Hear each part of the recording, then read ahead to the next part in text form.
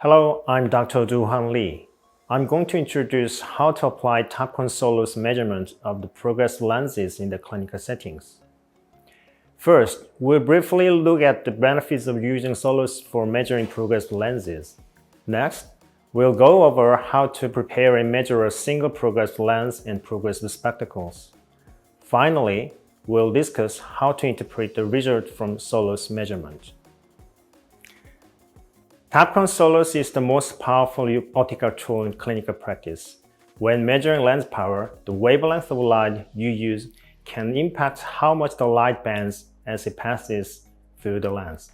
Lens power is typically determined by how the lens refracts light, and using a wavelength where the refractive index is stable and predictable in most materials helps reduce measurement errors. That's why SOLOS uses green light for more accurate measurement. If the light is refracted more than necessary, the measurement error will increase. Green light is consistently less refracted than infrared light, which leads to more accurate lens power measurement. It also has lower dispersion in most lens materials compared to infrared light, making it more accurate for power measurement. Additionally, green light experiences fewer power fluctuations and thermal changes than infrared, ensuring stable measurement at all times. By using green light, SOLOS eliminates the need for AV compensation that varies with lens design and reduces chromatic aberration, which helps minimize errors in diopter measurements. Another reason why SOLOS is so helpful in measuring and inspecting progressive lenses is its automatic marking feature. Automatic marking lets you easily identify the key optical points on the lens. SOLOS automatically marks the location of the distance reference point, the cylinder axis, and the near reference point on the progressive lens. For example, you can use it to check whether the progressive lens matches the prescription by seeing if the marking for both the distance and near reference points are within their respective verification circles. Identifying the locations of the DRP and NRP also helps determine the amount inset in the progressive lens.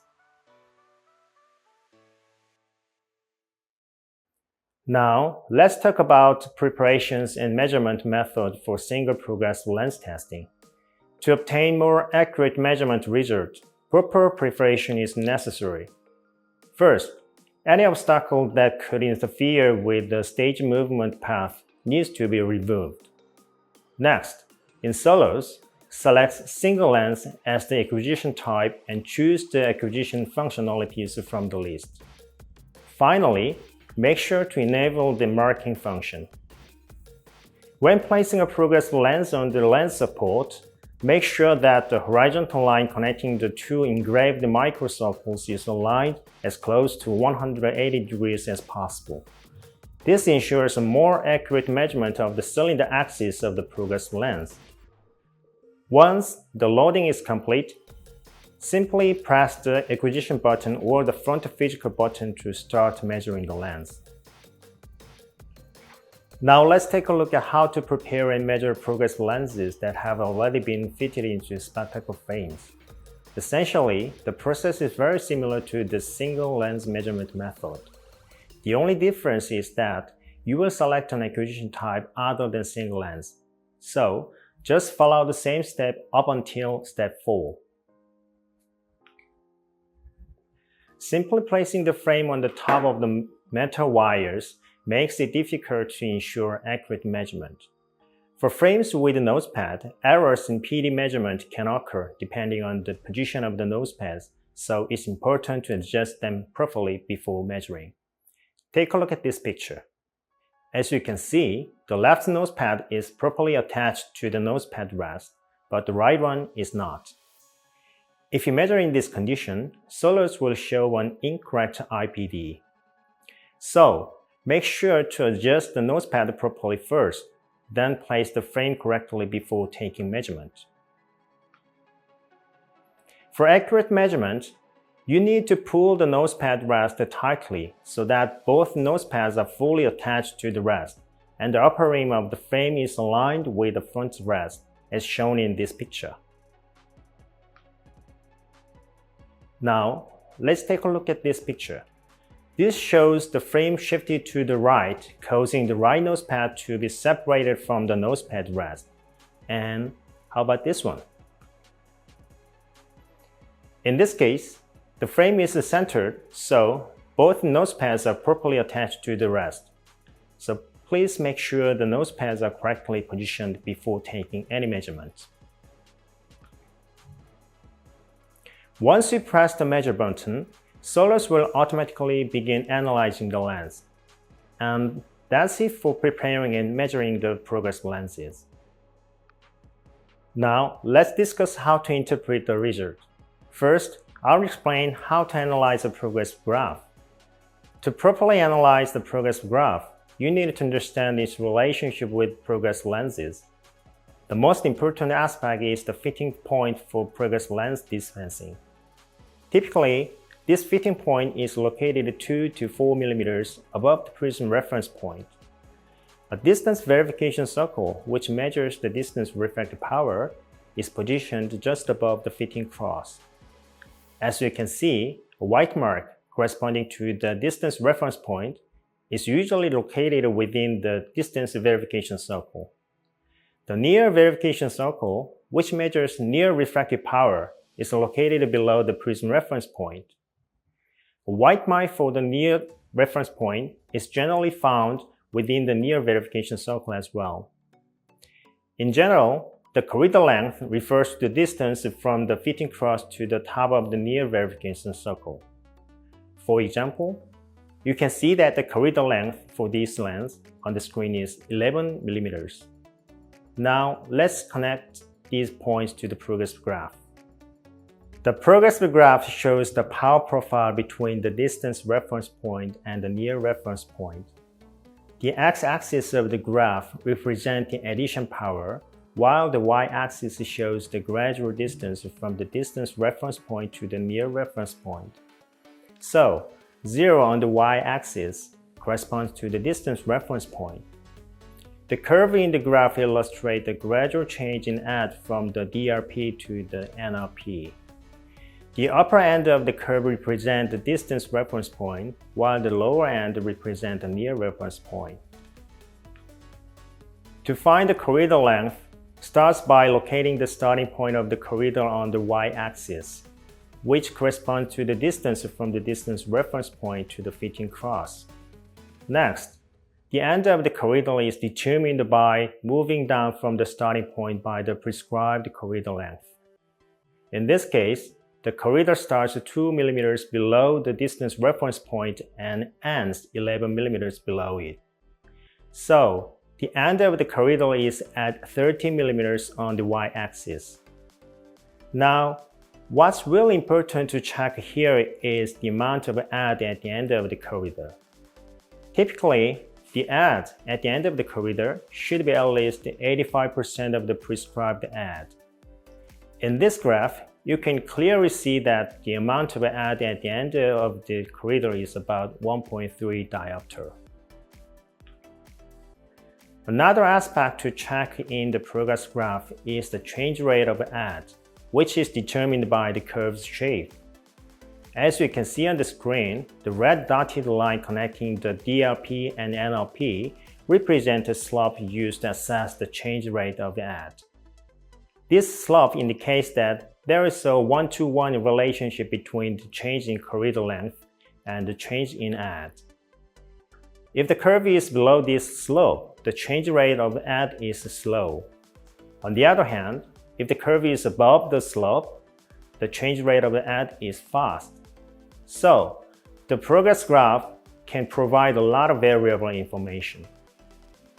Before we dive into how to analyze the color map, let's first talk about the color scale. The default color map uses an absolute scale that corresponds directly to the raw data value without any alterations, meaning the colors are assigned based on each diopter. On the other hand, the jet color map uses a normalized scale with a predefined sequence of colors.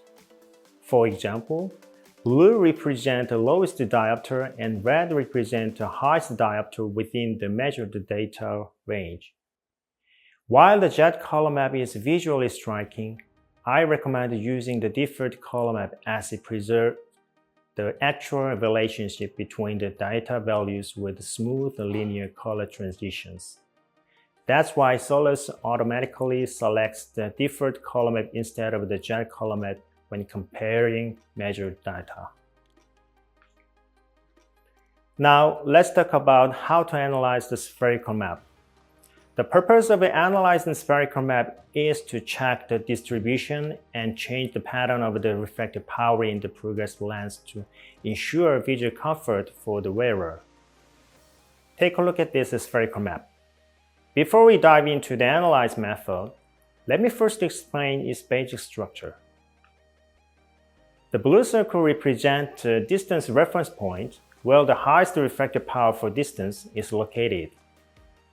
The red circle marks the near reference point where the highest edge is located. And the dotted line between the blue and red circles is the corridor. To analyze this map, you need to check whether the spherical refractive power distribution patterns of the left and right lenses are symmetrical around the corridor. Generally, the better the progressive lens design, the more symmetrical the spherical power distribution will be with respect to the corridor. Such symmetry helps minimize distortions and provides a more balanced and comfortable field of view. Let's take a look at this spherical map. As you can see, the spherical power distribution is asymmetrical with respect to the corridor. This can lead to significant distortion depending on the direction of view, requiring a lot of effort from the wearer's brains to recognize and compensate for it. As a result, fatigue may increase and adaptation can become more difficult.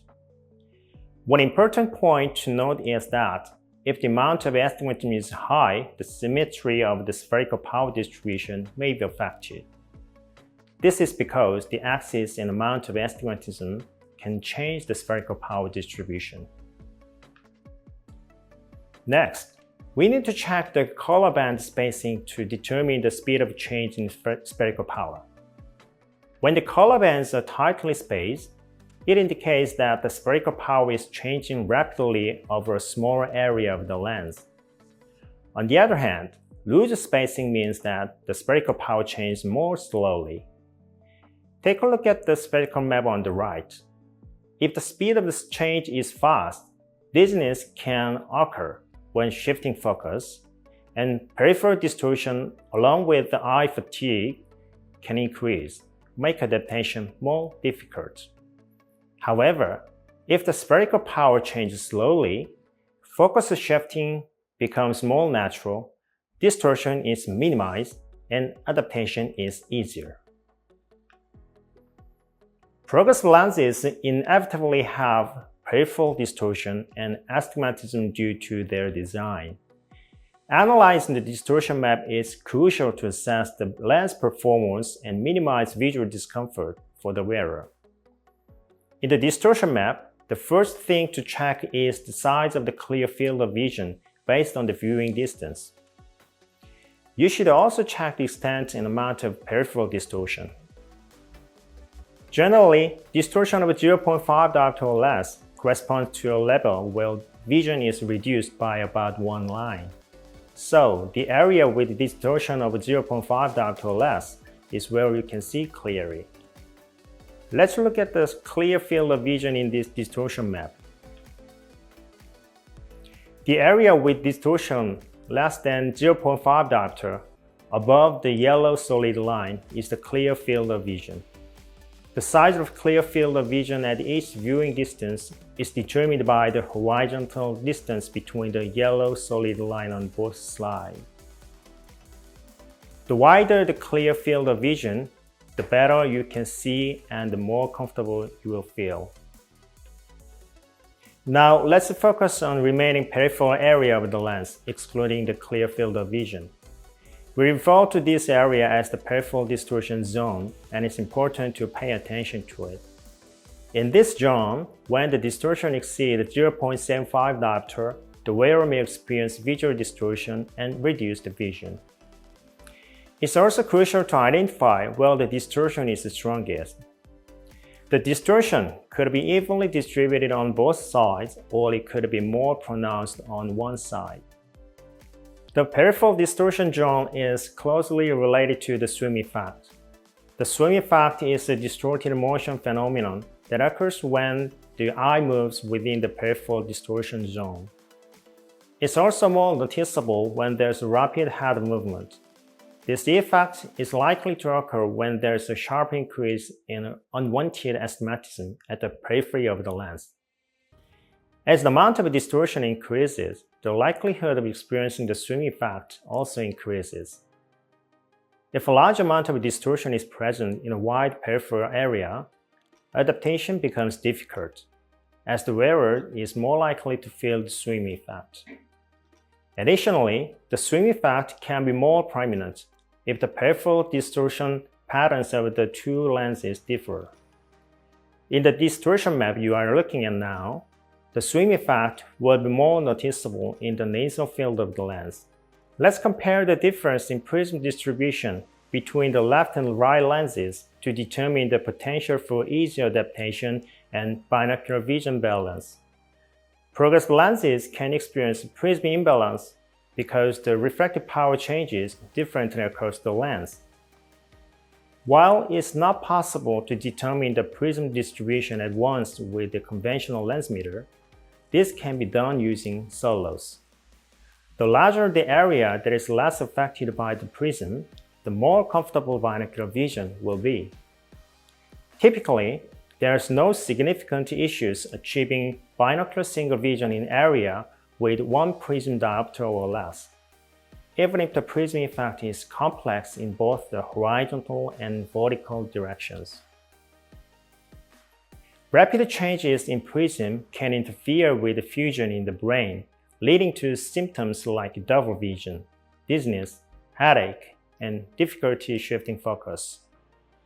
However, since the prism effect increases with the spherical and cylinder power, the higher the refractive power, the smaller the area that is less affected by the prism. If the prism imbalance is more severe in the near zone and there is an asymmetry between the lenses, it can be difficult to shift the focus when reading or working on a computer.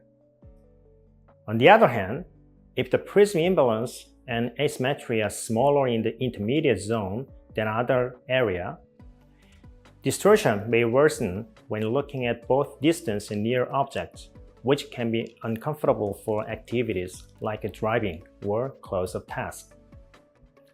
Lenses with less prism imbalance and asymmetry, along with a gradual, smooth prism change, tends to be more advantageous for adaptation. Let me give you a few more examples.